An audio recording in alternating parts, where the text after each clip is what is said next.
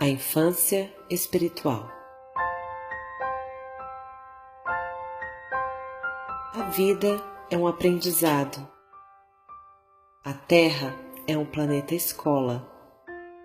Estamos aqui para aprender. São muitas as máximas a nos lembrar de que o propósito básico da vida é evoluir. No entanto, todos nós, ainda que por breves momentos, seguimos um sentido diferente desta programação inicial. Estacionamos.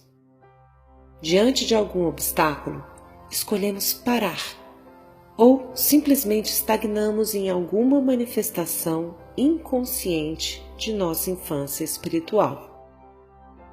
E o que fazemos diante de uma criança que ainda não aprendeu a engatinhar, a andar, a falar? Nós a condenamos?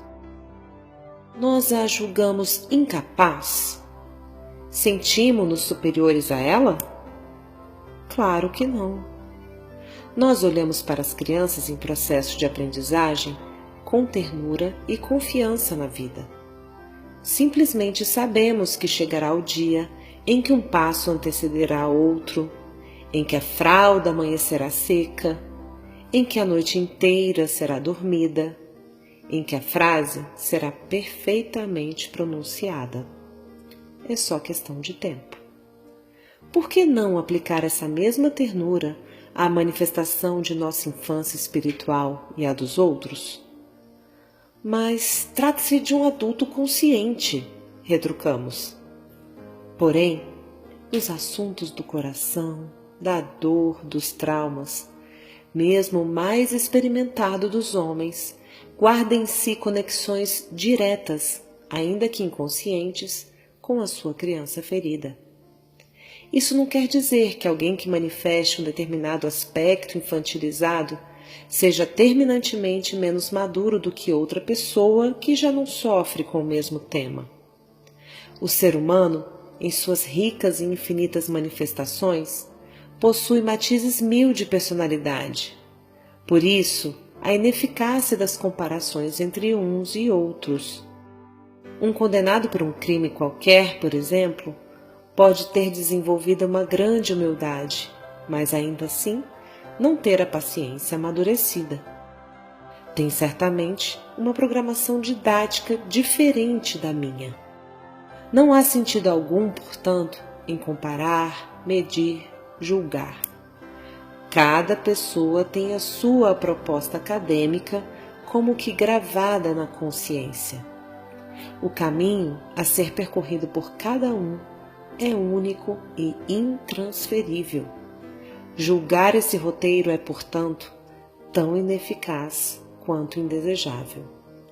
Ao nos depararmos com a impaciência alheia, a teimosia, o orgulho, a vaidade e o egoísmo, lembremos: eis a infância espiritual deste irmão, que eu possa servir de instrumento para ele seguir em frente, que eu me abstenha de condenar, apontar, ferir, que eu seja a mão que ergue, a palavra que anima, o olhar que estimula, que eu tenha profunda admiração por seu processo de aprendizado e reconheça que este não é melhor nem pior do que o meu, apenas diferente.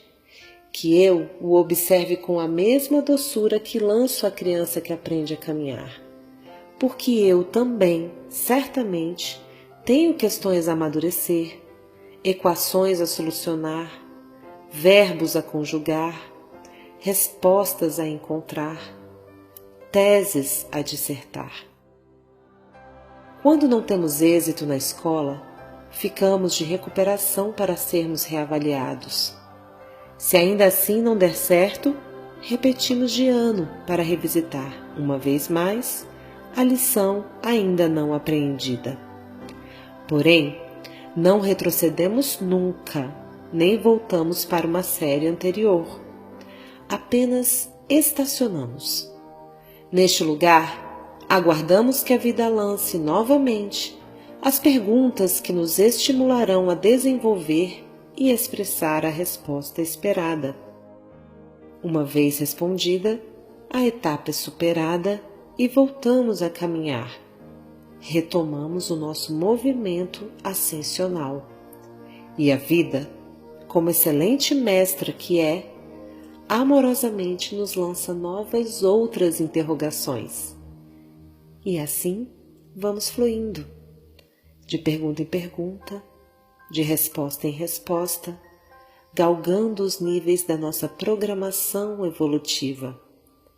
É a ânsia da vida por si mesma, conduzindo-nos rumo à excelência, nos degraus da maturidade espiritual.